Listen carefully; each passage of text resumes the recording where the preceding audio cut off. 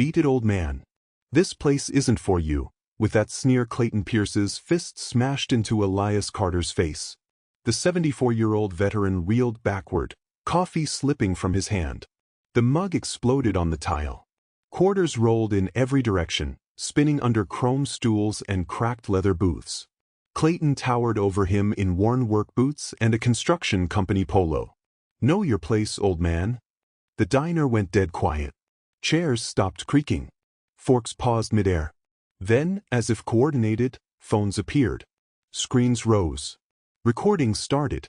To anyone watching through their cameras, it seemed simple. A younger white bully. An elderly black man.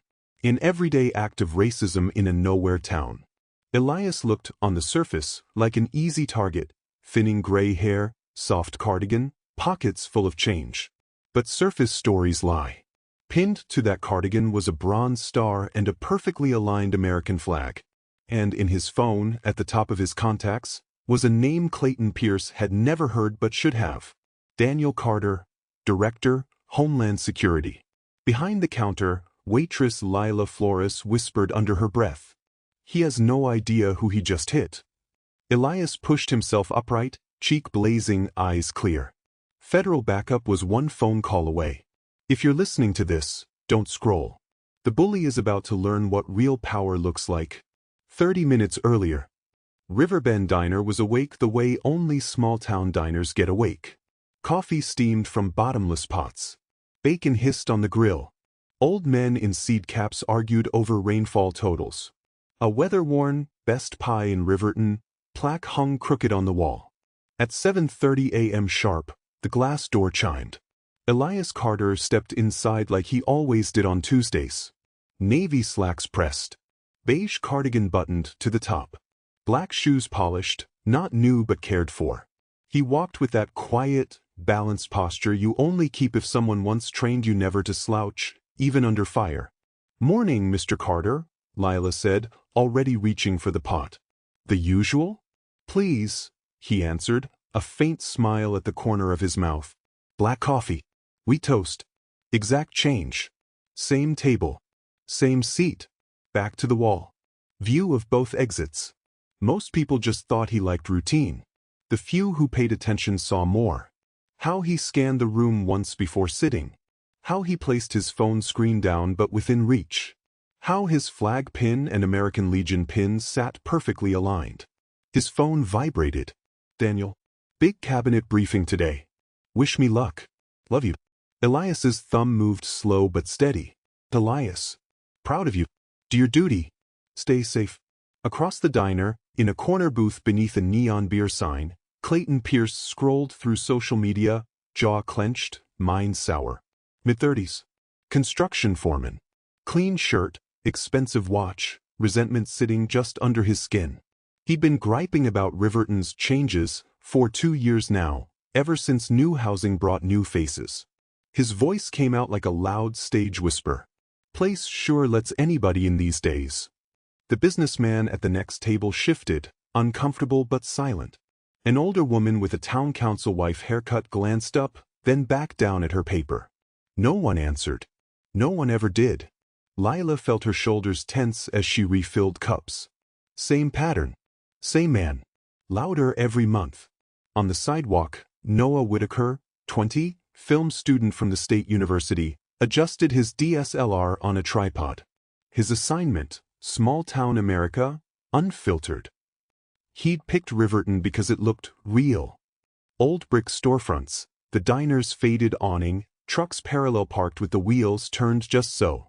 He framed up Riverbend Diner. His professor had said, "Look for unscripted moments that reveal character." Noah had no idea he was about to live that advice. Inside, a tiny red LED blinked on the ceiling security camera. Installed 6 months earlier for petty theft. Nobody planned for it to catch a felony. As the early breakfast crowd thinned, familiar faces trickled out. Farmers left for their fields. Teachers grabbed to-go cups and hurried to the high school. A traveling sales rep signed his bill and left with his briefcase swinging. Soon it was the regulars, retirees, town employees with flexible hours, Lila behind the counter, and one elderly black man quietly sipping coffee. Clayton had finished eating. His coworker left for the early shift at the job site. Clayton had nothing but time and an audience. He watched Elias count quarters with glacial patience. Watched customers nod to him with quiet respect. Watched Lila top off his cup without asking. And it boiled him. Lila's phone buzzed. A text from outside. Noah. Getting amazing everyday life shots. This place is perfect. She smiled despite herself and waved through the window. Noah waved back, still filming. Neither of them realized that within 15 minutes, their town would be trending on national news. Clayton pushed himself up, boots hitting the linoleum harder than necessary. The sound alone turned heads. He crossed the diner with slow, deliberate steps, like he owned the place. He stopped at Elias' table, blocking the light. Elias looked up. Polite. "Good morning," he said. Clayton's smile was thin and sharp. "You look pretty comfortable," he said loudly. "Real comfortable for someone who doesn't fit here." The room tightened. Forks rested on plates. "I'm just having coffee," Elias replied. "Same as every Tuesday." "That's the problem," Clayton said, leaning closer. "Guys like you think you're part of this place." Behind the counter, Lila slid her phone from her apron and opened the camera. "I don't want trouble," Elias said gently. "Don't worry," Clayton smirked. "Trouble already found you." Elias reached into his pocket, pulling out a worn wallet. "I'll pay and leave," he offered. Clayton's palm slammed onto the table, rattling the silverware.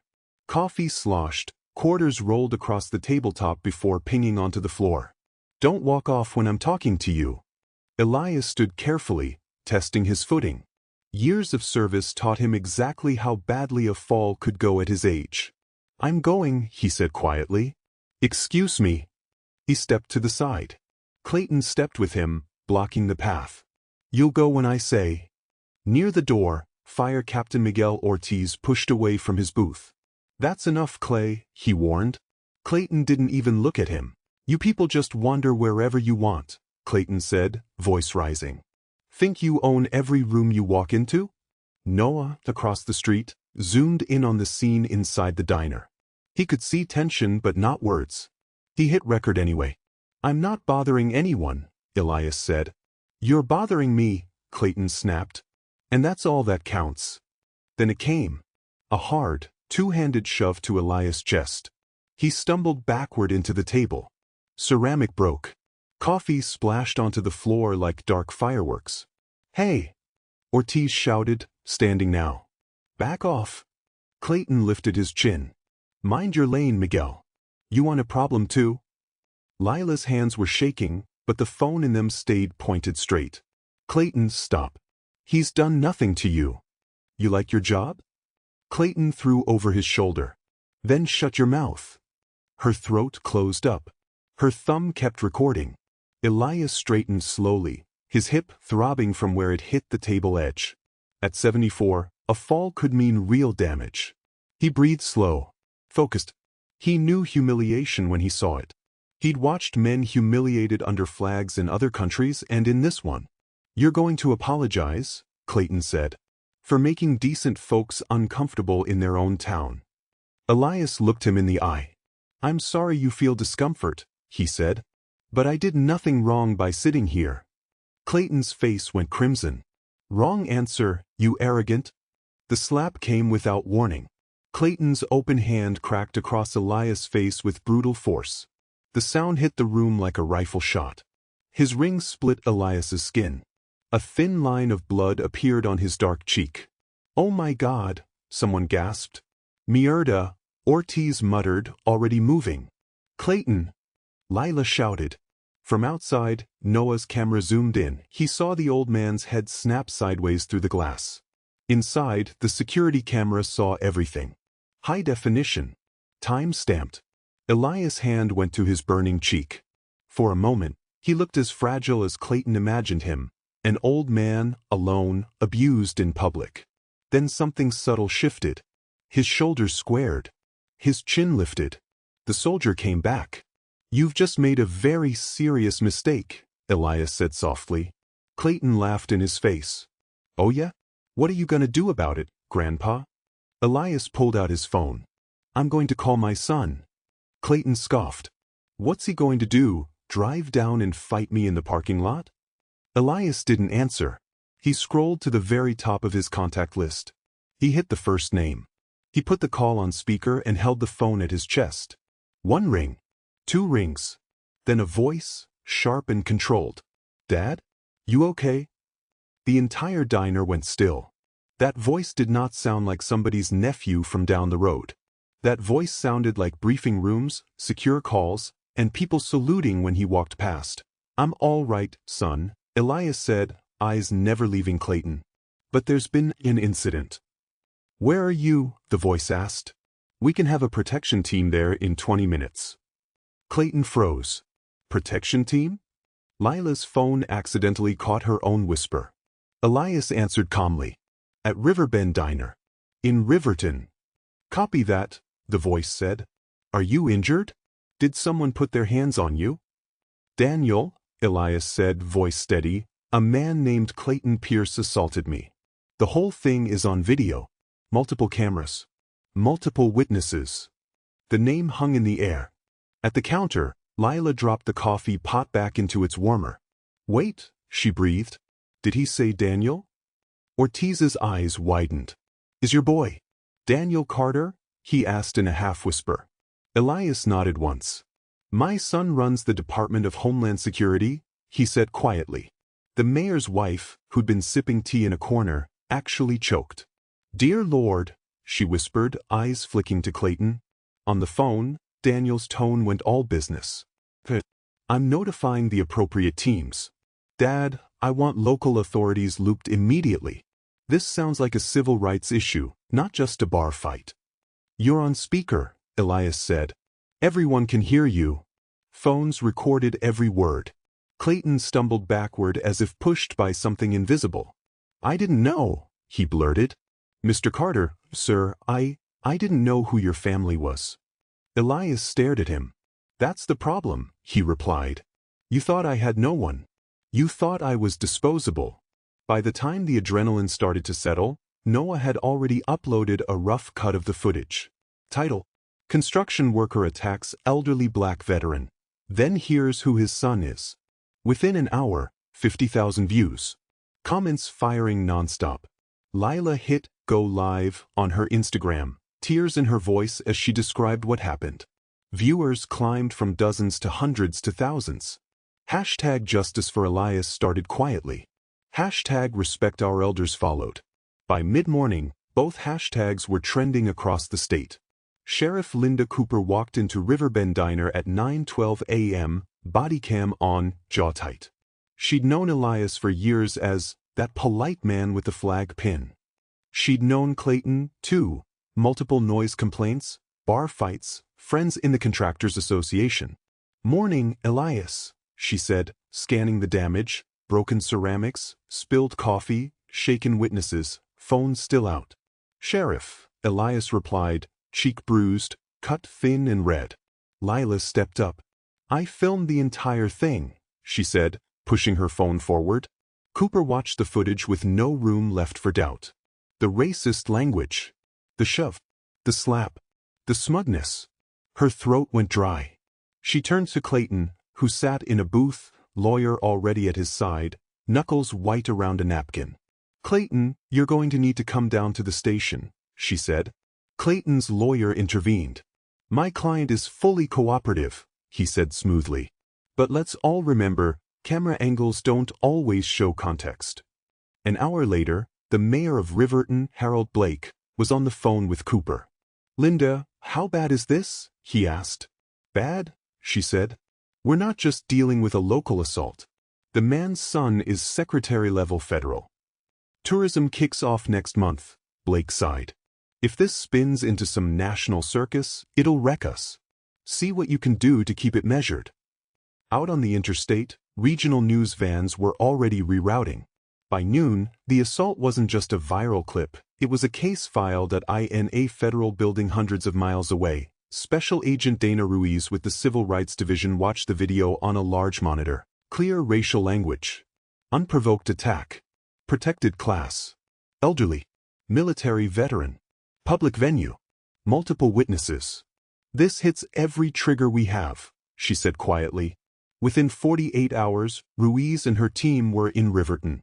Not because Daniel Carter pulled strings, but because the law demanded attention when the facts lined up like this. They didn't just look at the punch. They pulled the thread. And the thread unraveled half the town that I in the conference room of the sheriff's office. Agent Ruiz spread files across a table. Each folder had a different name, a different date. March, January, November, September. Each story looked small on its own. An elderly Hispanic man accused of shoplifting at Riverton Market, paraded out before cameras, later proven innocent by security footage that no one bothered to review until weeks later. A black family asked to verify their membership at the community center during their son's basketball game. Police called when they insisted it was a public facility. A Native American veteran forced to show multiple forms of ID at a polling station while others breezed through. Two Asian graduate students questioned by officers for suspicious activity while studying late in the public library. Each labeled in local records as misunderstanding, no further action, community tension incident. Ruiz's team dug deeper. Private Facebook groups with names like Riverton Heritage Circle and Citizens for Traditional Riverton. Email chains with phrases like preserving our values and making certain customers feel unwelcome before they settle. City council discussions about tourism and unwanted demographic shifts. The money trail didn't lie.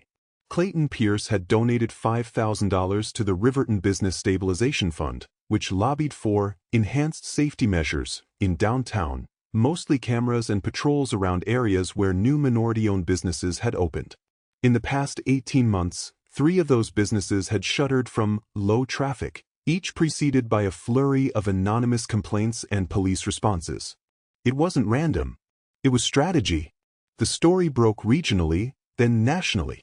An elderly black veteran, assaulted in a diner, turns out to be the father of the nation's Homeland Security chief. Civil rights investigators descend on a small Midwestern town.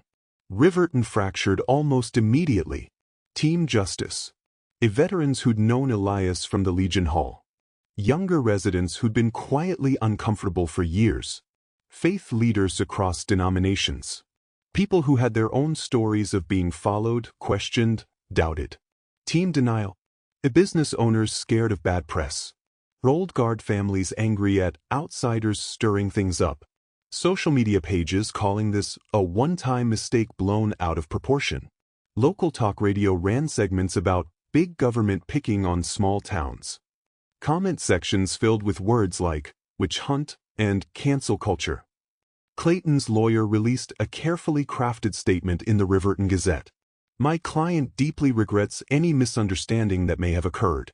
Mr. Carter is a respected community member. Emotions run hot sometimes, and words or gestures can be misinterpreted. We ask for privacy as everyone moves forward. It was not an apology. It did not mention race. It did not mention a slap. If anything, it poured gasoline. Elias agreed to exactly one interview, a local TV segment.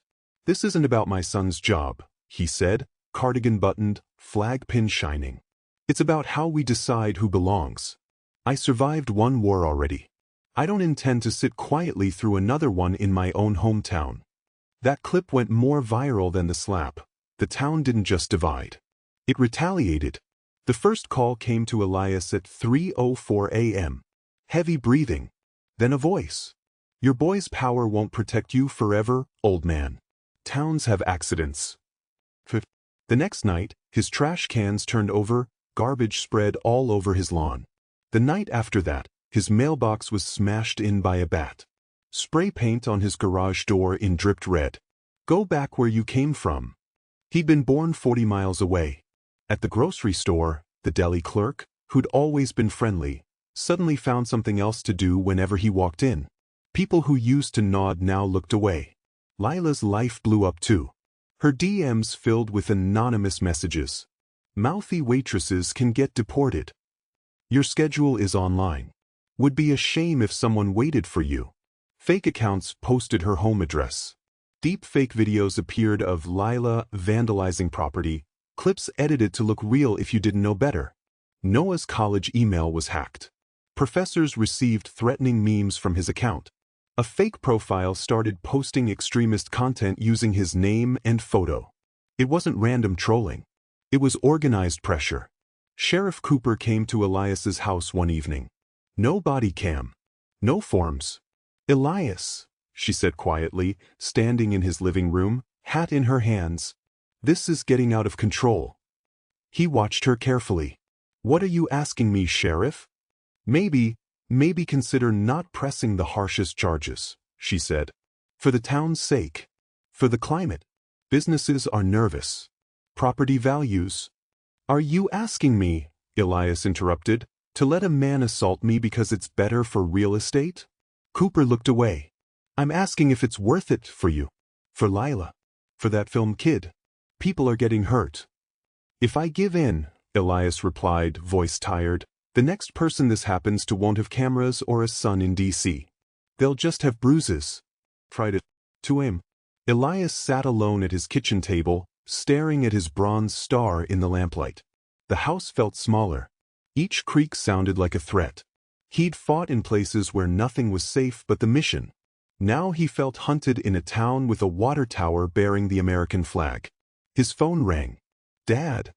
Daniel's voice came through, rough with worry. "I just got off another call with the investigators." "How are you holding up?" "Tired," Elias admitted. Maybe this isn't worth all the chaos. Lila is scared. The kid's education is on the line. The town's tearing itself apart." "Do you remember," Daniel asked, "when that kid at my middle school shoved me in the locker and called me names?" Elias chuckled weakly. "I remember your mother wanting to burn the whole district down. You told me bullies don't stop because you're quiet," Daniel said. "They stop because someone makes it too costly to continue." "Silence. Dad," he continued, "if you walk away, this doesn't go back to normal. It goes back to invisible. Same stuff, no cameras. No federal eyes. Same targets. Less protection." Elias closed his hand around the metal. "All right," he said. "Then we don't walk away." "Good," Daniel replied. "Because help is on the way. And this time, it's not just federal badges." 2 days later, there was a knock on Elias's door. Standing there was Dr. Vivian Alvarez, civil rights attorney with the state ACLU, blazer sharp, gaze sharper. Beside her stood Marcus Hill, black, early 40s, former Army Signals Intelligence, now a cybersecurity specialist, wearing a plain hoodie and carrying a laptop bag. Marcus shook Elias' hand. "One veteran to another," he said. "Couldn't watch this from a distance." They set up at Elias's kitchen table. Wi-Fi password scribbled on a sticky note. Coffee pot refilled over and over. Within hours, Marcus found what local saboteurs thought they'd erased. Riverbend Diner's system had crashed 2 days earlier. The sheriff's server had corrupted files. Convenient. But they'd forgotten about one thing: automatic cloud backup. "Amateurs," Marcus muttered, fingers flying over the keys. They deleted local. They never touched the off-site sync. On Elias's old dining table, pristine footage appeared. Multiple angles. Full audio. Before, during, and after the assault. But that wasn't the only surprise. Turned out Lila's cousin had given her something months earlier, a phone case with a tiny embedded camera, in case anything sketchy ever happened on a late shift. That hidden camera had captured Clayton's first reaction once he realized phones were out. "Call Blake," Clayton hissed to a coworker in the chaos. "We gotta control this mess before it goes national." Mayor Blake. Smoking gun. Marcus dug deeper.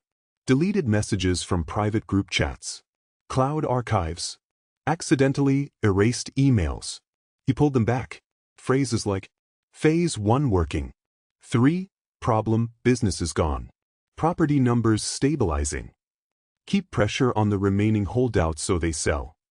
Old man at Riverbend is good leverage for a message. Some people understand only when things get physical. Dr. Alvarez stared at the screen. "That's not bias," she said. "That's a plan." People started talking. Janet Lewis, a bank loan officer, came forward with internal notes where Clayton's business proposals described protecting neighborhood demographics as a financial asset.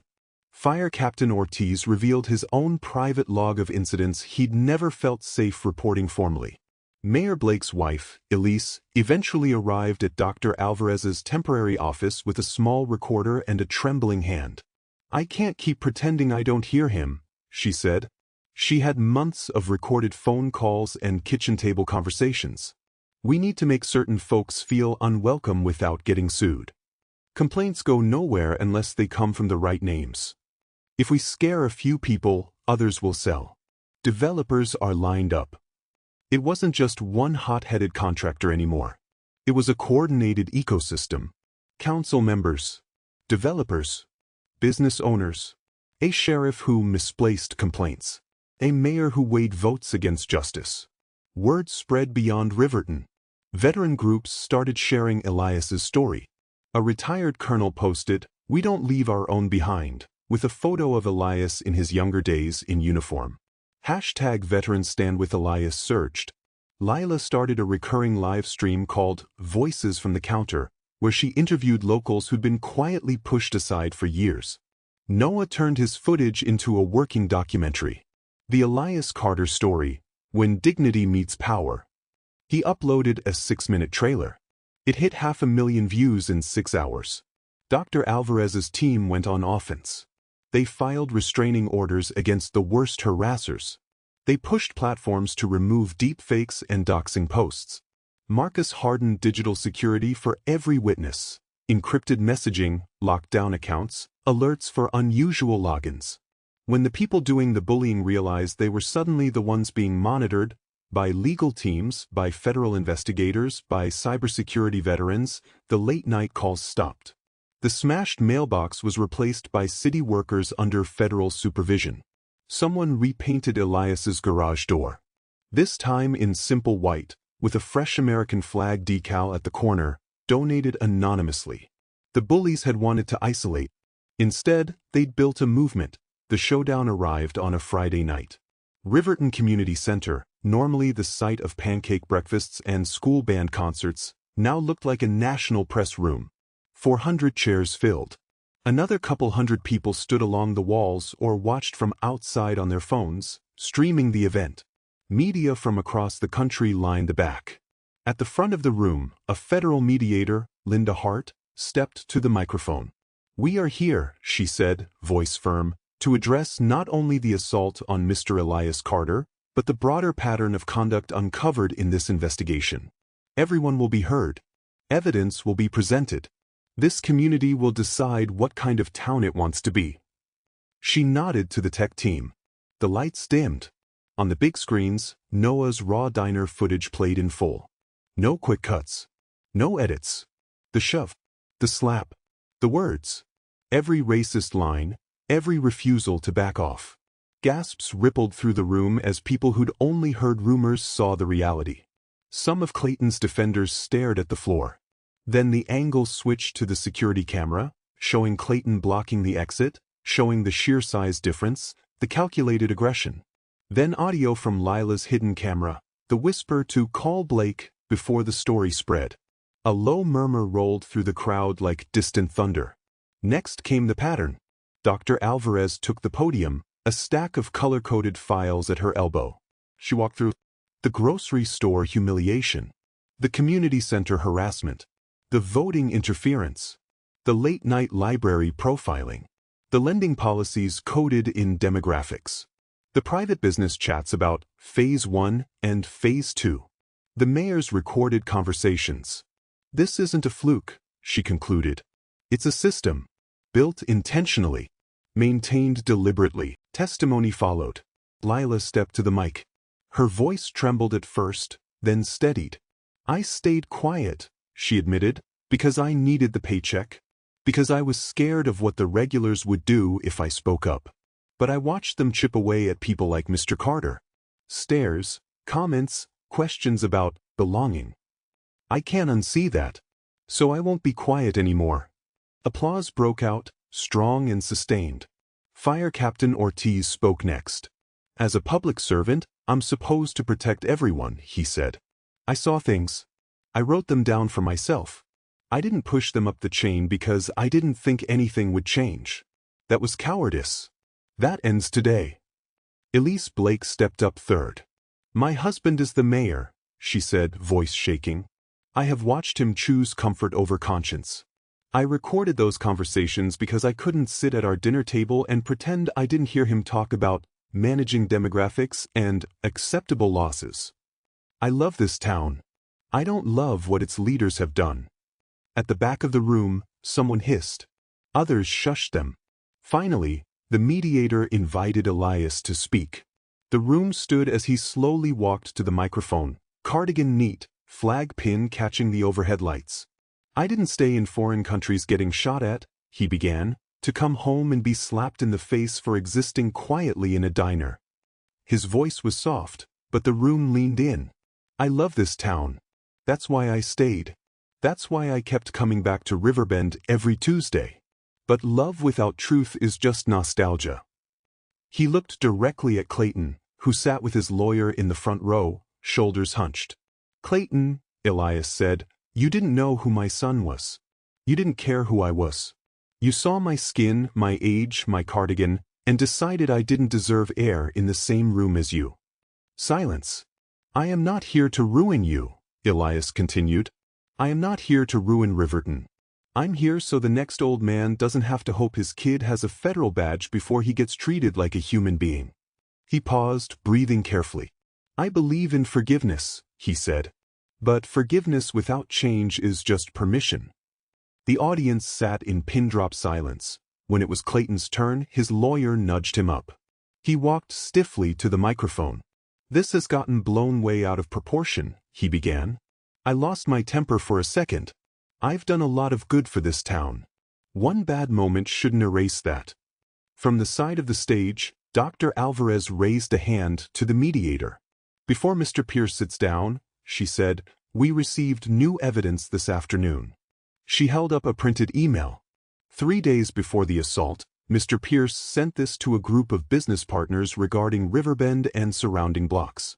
She read, Phase 1, 3 minority shops gone. Numbers look better already.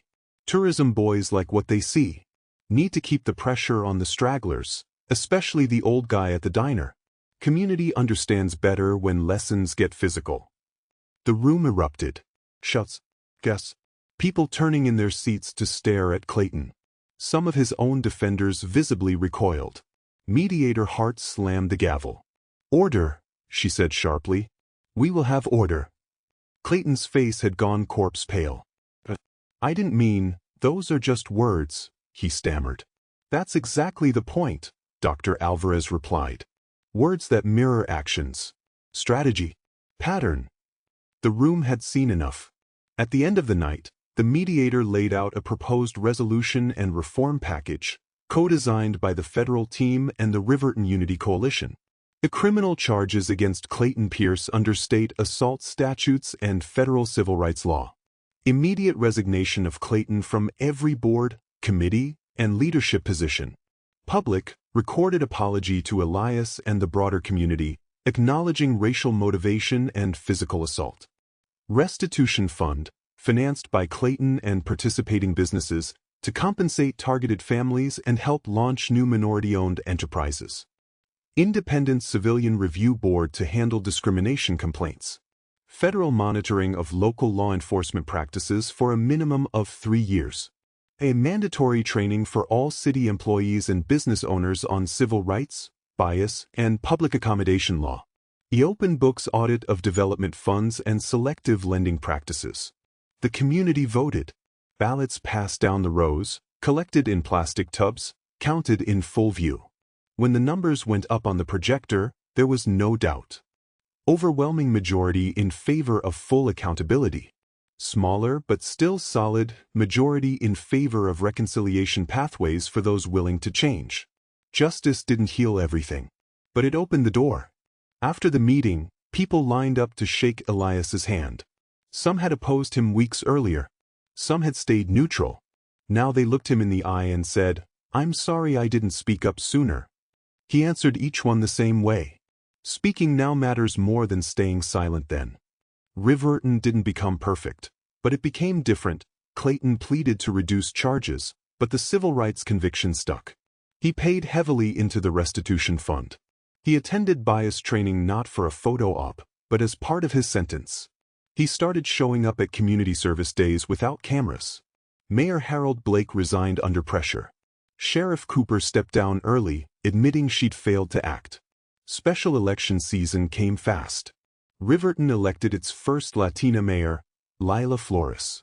Fire Captain Miguel Ortiz ran for sheriff. He won in a landslide. 4 new council members ran on the unity ticket: transparency, inclusion, accountability. All 4 seated. Riverbend Diner changed hands. Corporate headquarters replaced the franchise owner who'd looked the other way too long. New management hung a sign near the door: "Everyone who follows house rules belongs here." Elias still came every Tuesday at 7:30. Same table. Same order. The only difference: the check never landed on his table. "Community discount," the new owner would say with a wink. "We owe you more than toast."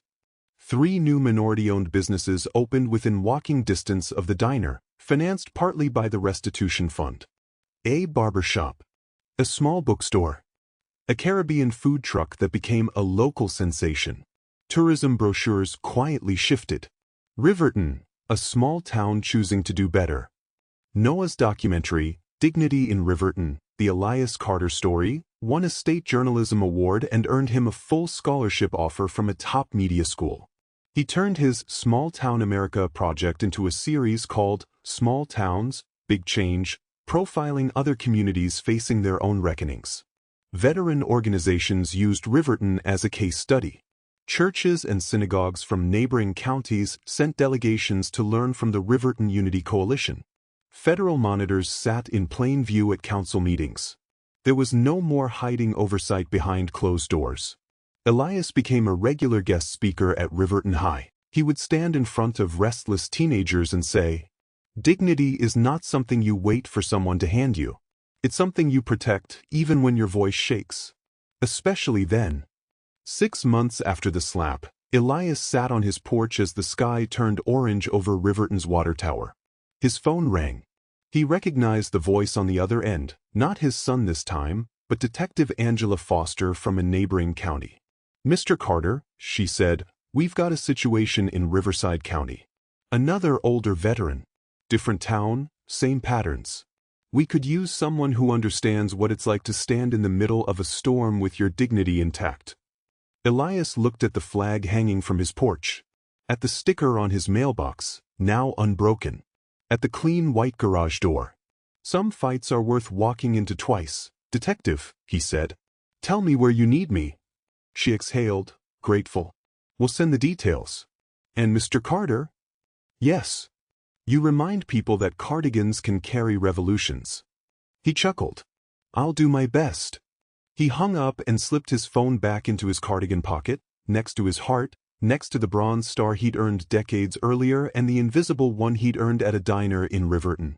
If this story moved you, share it and subscribe to Black Stories All Times. Because sometimes the only thing standing between a quiet injustice and a national reckoning is one elder who refuses to sit down and shut up.